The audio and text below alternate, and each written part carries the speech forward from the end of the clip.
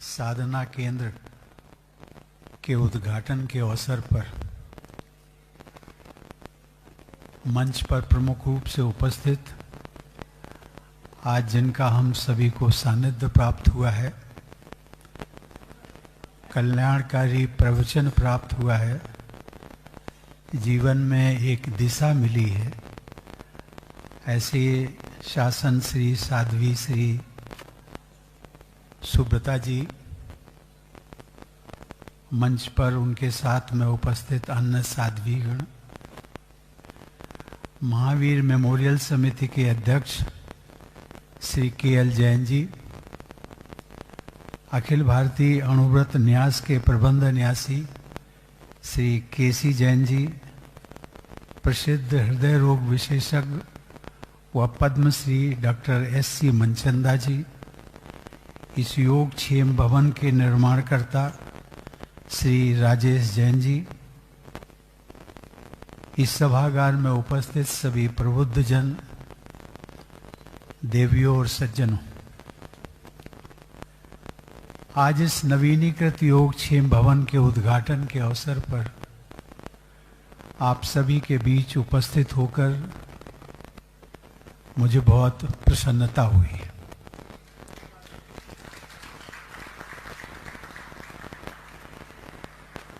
संयोग से आज स्वामी विवेकानंद जी की 162वीं जन्म जयंती भी है। ये एक और भी सुखद संयोग है कि इस भवन का उद्घाटन ऐसे पावन दिवस पर हो रहा है। स्वामी विवेकानंद जी हम सब लोग जानते हैं, वर्ष 1893 में शिकागो में आयोजित विश्व धर्म संसद एक ऐतिहासिक भाषण दिया था। इस भाषण में उन्होंने भारतीय ध्यान और अध्यात्म की परंपराओं को पहली बार वैश्विक स्तर पर प्रस्तुत किया था। अपने इस भाषण के द्वारा स्वामी विवेकानंद जी ने विश्व को भारतीय दर्शन, योग और ध्यान की समृद्ध परंपराओं की गहराइयों व महत्व से परिचित कराया था। हम सब जानते हैं कि जैन परंपरा और वैदिक परंपरा तथा सनातन परंपरा इस भारत भूमि की ऐसी ही प्राचीन परंपराएं हैं जिन्होंने इस देश की संस्कृति को समृद्ध किया है। ध्यान की परंपरा तो भारतीय संस्कृति की आत्मा है। प्रेक्षा ध्यान हमारी इसी समृद्ध परंपरा का ही एक महत्वपूर्ण अंग है। ध्यान हम सब जानते हैं अपने अंदर झांकने की ही एक प्रक्रिया है। ध्यान के द्वारा व्यक्ति अंतर्मुखी होकर अपने भीतर छुपे हुए रहस्यों को देखता है।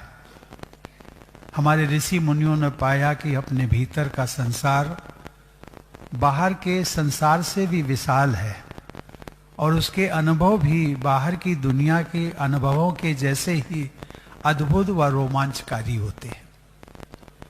अगर हम गौर से देखें तो पाएंगे कि जैन तीर्थंकरों की सभी प्रतिमाएं केवल ध्यान मुद्रा में ही देखी जाती हैं। जितने भी जैन तीर्थंकर हुए हैं उन सब ने ध्यान के माध्यम से ही कैवल्य की अवस्था को प्राप्त किया है। देवियों और सज्जनों, आमतौर पर यह देखा जाता है कि एक साधारण व्यक्ति का ज्यादातर ध्यान बाहर की दुनिया की तरफ रहता है। आजकल की फास्ट पेस्ड लाइफ स्टाइल में तो इस बाह्यमुखी प्रवृत्ति को और भी बल मिलता है। जीवन की भागदौड़ में फंसे बहुत से लोग तो कभी अपने अंदर देख ही नहीं पाते, अपने अंदर उपस्थित असीमता को जानने से वंचित रह जाते। अणुव्रत प्रवर्तक आचार्य श्री तुलसी प्राचीन जैन परंपरा के महान संत थे, जिन्होंने आधुनिक जीवन में आध्यात्मिक मार्ग पर चलने में आने वाली कठिनाइयों को भली भांति पहचाना था। आचार्य श्री तुलसी ने अपने अनुभवों के आधार पर देखा कि आधुनिक जीवन शैली में लोग जैनों की प्राचीन और समृद्ध परंपरा का लाभ पूरी तरह नहीं उठा पाते। उन्होंने पाया कि अगर आज के लोगों को जैन परंपरा से जोड़े रखना है तो प्राचीन सिद्धांतों को ऐसे रूप में प्रस्तुत करना होगा जो कि आधुनिक युग में प्रासंगिकता हो और आधुनिक जीवन शैली में व्यवहारिक भी हो। आचार्य श्री तुलसी ने इस विषय पर शोध करने के लिए और प्राचीन ज्ञान को आधुनिक रूप में प्रस्तुत करने के कार्य की जिम्मेदारी प्रेक्षा प्रणेता योगीराज आचार्य श्री महाप्रज्ञ जी को दी थी। इन्हीं प्रयासों के फलस्वरूप प्रेक्षा ध्यान के नाम से जैन समाज में ध्यान की एक परंपरा स्थापित हुई। मुझे बताया गया है कि इसी परंपरा को विस्तार देने हेतु वर्ष 1964 में अध्यात्म साधना केंद्र नाम से इस परिसर का शुभारंभ हुआ।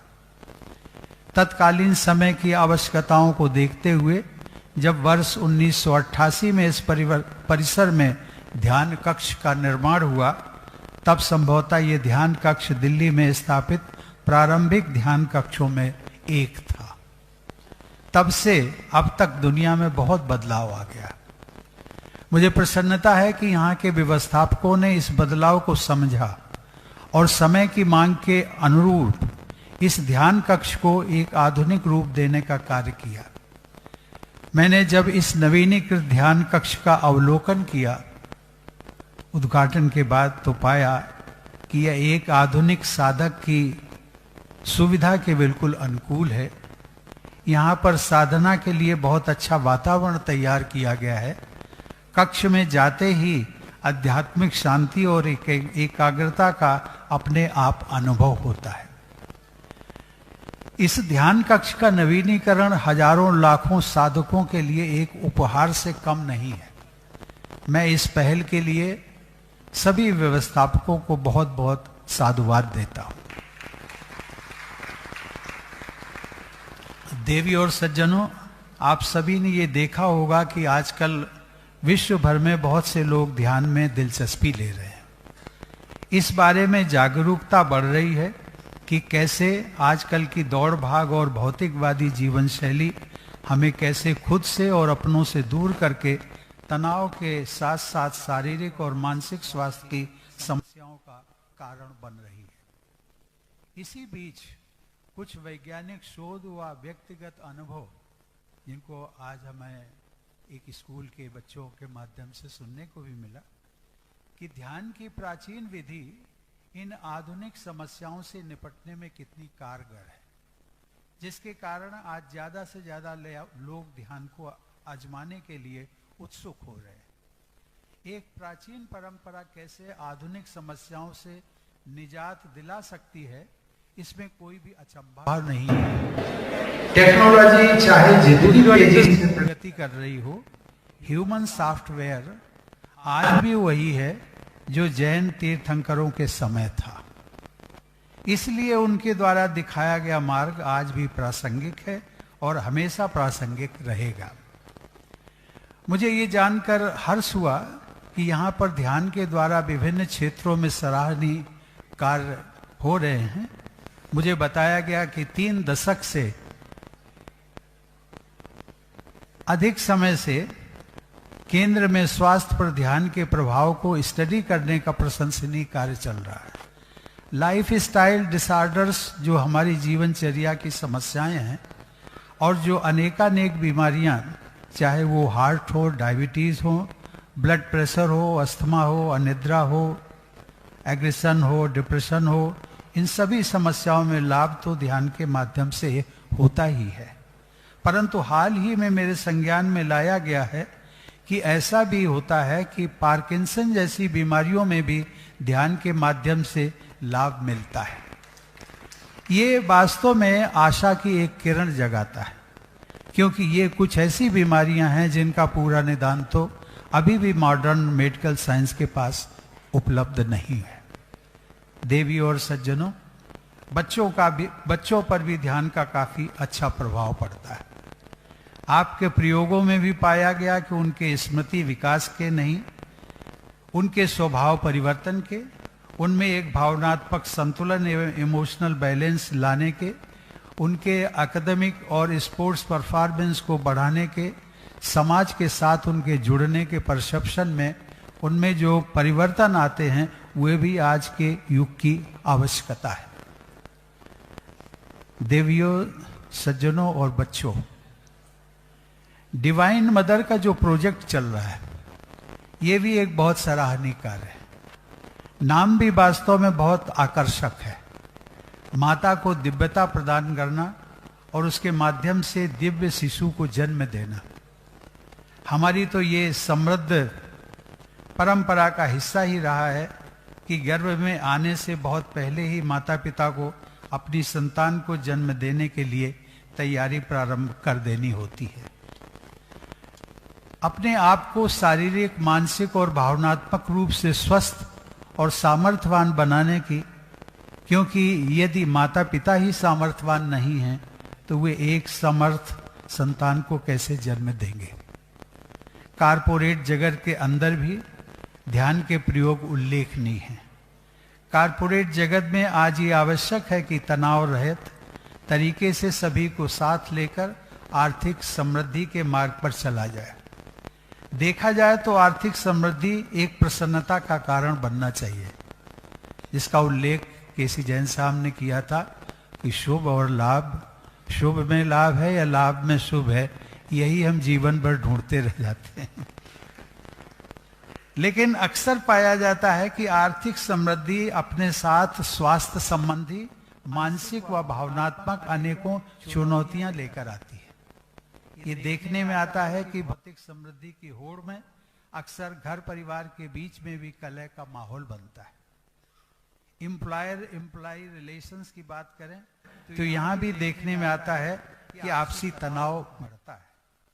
मुझे लगता है कि ध्यान के माध्यम से इस भौतिक तृष्णा को, इस कॉम्पिटिटिव एनर्जी को उचित तरीके से इस्तेमाल किया जा सकता है। ऐसा इस्तेमाल जो सर्वांगीण विकास को फलीभूत करे, जिसमें समृद्धि सब तक पहुंचे, जो हमारी भारतीय संस्कृति है, परंपरा है, जिसमें कहा गया है कि सर्वे भवन्तु सुखिनः सर्वे सन्तु निरामया।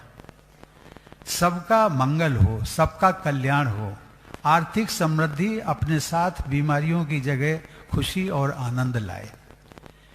मेरा ये मानना है कि कारपोरेट जगत में ध्यान का प्रयोग बहुत ही प्रभावकारी हो सकता है। मुझे प्रसन्नता है कि अध्यात्म साधना केंद्र छोटे छोटे प्रयोगों को माध्यम से इस दिशा में प्रभावी कदम उठा रहा है। मेरे जीवन में ध्यान के अभ्यास से जो सकारात्मक बदलाव आए वे अत्यंत गहरे और प्रभावी रहे।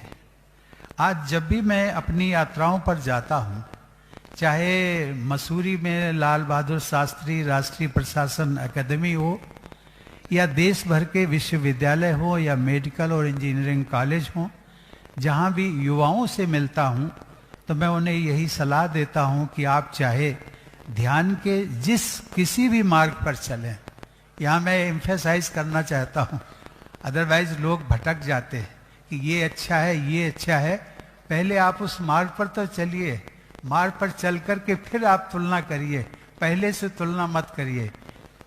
इसलिए मैं कहता हूं कि ये किसी ध्यान के जो अच्छा आपको लगे, जो भी मार्ग अच्छा लगे, जो परंपरा अच्छा लगे, लेकिन ध्यान और योग को अपने जीवन में अवश्य शामिल करना चाहिए। ये हमारी सांस्कृतिक धरोहर का वो अमृत है जिसे आज दुनिया भर के लोग अपना रहे। फिर हम अपनी ही संस्कृति के इस अमृत का लाभ लेने में क्यों पीछे हटे। देवियों और सज्जनों, एक मैं विशेष रूप से अपनी यात्रा का अनुभव आप सबसे शेयर करना चाहूंगा। ये वर्ष 2018 की बात है। मैं एक आधिकारिक अपनी यात्रा पर था। एक कंट्री जिसको हम जानते हैं क्यूबा। क्यूबा बेसिकली, और क्यूबा से पहले 21 जून 2018 का दिन था, मैं सूरीनाम गया।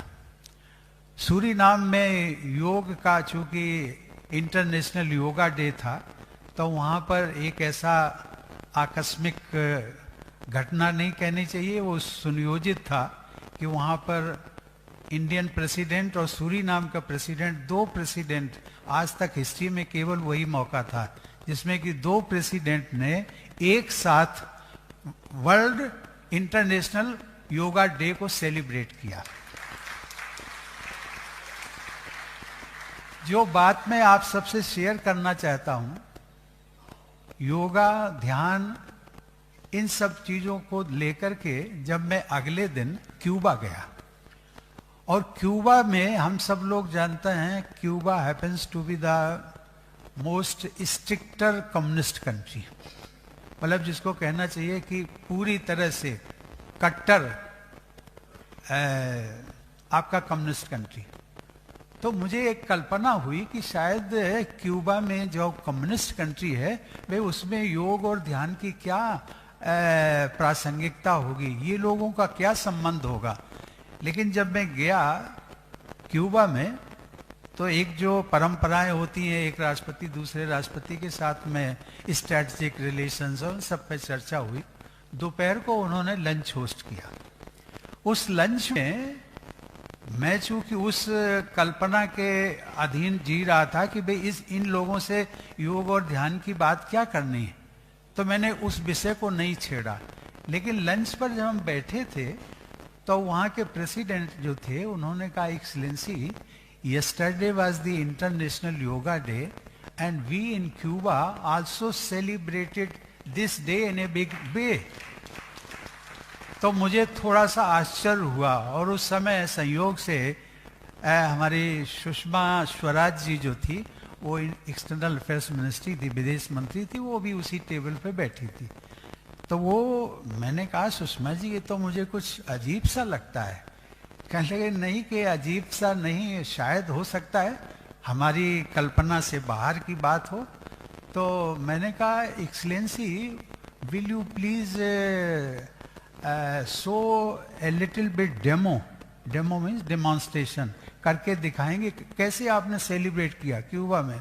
तो वो साहब खड़े हो गए अपनी चेयर से, और वो खड़े होकर के, एक्सीलेंसी यार लुक हियर, वी बोथ, उनकी जो फर्स्ट लेडी थी वो भी, वो कहने we both celebrated yoga yesterday and the first asan जिसको कहते हैं, first exercise was like this.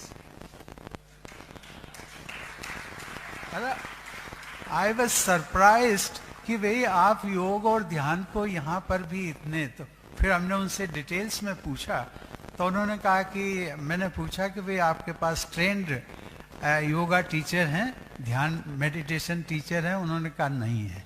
तो वो हमने फिर यहाँ से भेजा। ये एक इस प्रकार की, इस बात का उल्लेख मैंने जानबूझ करके ये किया कि योग और ध्यान जो हमारी भारतीय परंपरा का एक अभिन्न अंग है, जिसको आज हम शायद कम, मतलब भूले तो नहीं है, अभी हम फिर उसको रिवाइव कर रहे हैं, लेकिन दूसरे देशों में इसका महत्व जो है कितना बढ़ता जा रहा है। इसलिए मेरा अनुरोध, सबसे अनुरोध होगा कि आप इसको भूलना नहीं है, इसको आप अपने जीवन के अनुभव में, जीवन की प्रैक्टिस में आपको लाना है। देवी और सज्जनों, मैं इसे अपना सौभाग्य मानता हूं कि जैन धर्म की विभिन्न धाराओं से मेरा कुछ विशेष जुड़ाव रहा है, और जैन संतों का विशेष सानिध्य भी मुझे समय समय पर मिला है। जब मैं बिहार का राज्यपाल था, तब भगवान महावीर की, ये भी सुखद संयोग है कि भगवान महावीर का जन्म स्थली भी वही है और निर्वाण स्थली भी बिहार है। तब भगवान महावीर की जन्म स्थली वैशाली और उनकी निर्वाण स्थली पावापुरी की यात्रा का सुअवसर मुझे कई बार मिला। ये भी मेरा सौभाग्य रहा कि राष्ट्रपति भवन में भी मुझे जैन संतों और साध्वी का सानिध्य व मार्गदर्शन समय समय पर मिला। आचार्य महाश्रवण जी, उनसे मेरी 3 बार भेंट हुई। जब मैं राज्यपाल था तो एक बार किशनगंज, उनकी बहुत लंबी यात्रा चल रही थी, वो नशे के खिलाफ और दहेज के खिलाफ, किशनगंज, बिल्कुल बॉर्डर पर, बंगाल के पश्चिम बंगाल के बॉर्डर, वहाँ पर मैं गया। मुझे उनका सामने मिला, पटना में मिला, राष्ट्रपति भवन में वो आए, उनका स्वागत करने का मुझे सौभाग्य मिला। आचार्य पद्म सागर सूरी जी महाराज, आचार्य विजय नित्यानंद जी महाराज, आचार्य लोकेश मुनि, वो तो हमारे दिल्ली के ही हैं, साध्वी श्री ज्ञानमती माता जी, उन्होंने भी राष्ट्रपति भवन में आई और मुझे कृतार्थ किया। इनके अतिरिक्त मुझे नागपुर जिले में एक बार मैं गया था, तो रामटेक स्थान है, वहाँ पर पूज्य आचार्य विद्यासागर जी महाराज का सानिध्य प्राप्त करने का सौभाग्य प्राप्त हुआ। और उस समय उन्होंने एकांत में ले जा करके, जब मैं राष्ट्रपति था, एकांत में ले जा करके मुझे और वहाँ के राज्यपाल को, तो उन्होंने सबको अलग कर दिया और 2 बातें कही। और आज वो हमारे बीच में नहीं है, लेकिन उनके रहते हुए भी मैंने इन बातों का उल्लेख किया था। उन्होंने कहा था, राष्ट्रपति जी 2 बातों पर आप विशेष ध्यान देते रहना। पहली बात ये, इंडिया का नाम भारतवर्ष होना चाहिए।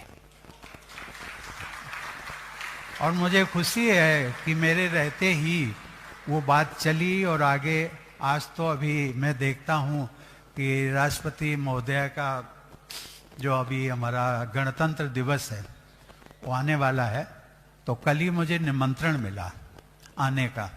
तो उसमें मुझे खुशी हुई, उसमें लिखा था द प्रेसिडेंट ऑफ भारत। तो मुझे आचार्य विद्यासागर जी की याद आ गई। मैंने कहा कि जो हमने थोड़ा सा शुरुआत की थी, आज वो सफलीभूत धीरे धीरे हो रहा है। और दूसरी बात उन्होंने कही थी कि हिंदी भाषा का उपयोग, हिंदी भाषा हमारी न केवल राज्य भाषा, न केवल संपर्क भाषा, बल्कि राष्ट्र भाषा भी होनी चाहिए।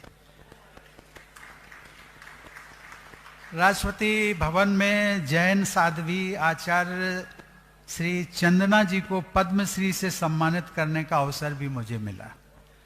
चंदना जी आचार्य की उपाधि पाने वाली पहली जैन साध्वी हैं।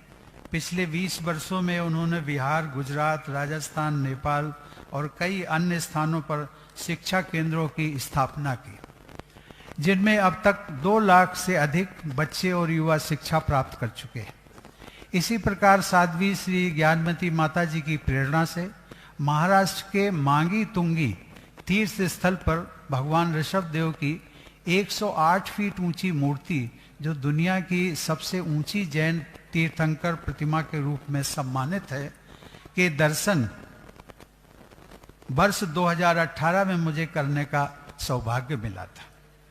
देवी और सज्जनों, वर्तमान अणुव्रत अनुशास्ता महातपस्वी आचार्य श्री महाश्रवण जी के कुशल निर्देशन में नैतिकता व सद्भावना को बढ़ावा देने और नशा मुक्ति की दिशा में जो कार्य हो रहे हैं, उनकी जितनी प्रशंसा की जाए वो कम है। मुझे विश्वास है कि देश के नागरिकों को स्वस्थ और समृद्ध बनाने के आपके कार्यों को आने वाले दिनों में और बल मिलेगा। आज इस पुनीत अवसर पर मैं अपनी ओर से आप सबको अपनी मंगल कामनाएं प्रेषित करता हूं। मुझे आप सब लोगों ने आमंत्रित किया, जिसके लिए मैं आभारी हूं। धन्यवाद। जय हिंद।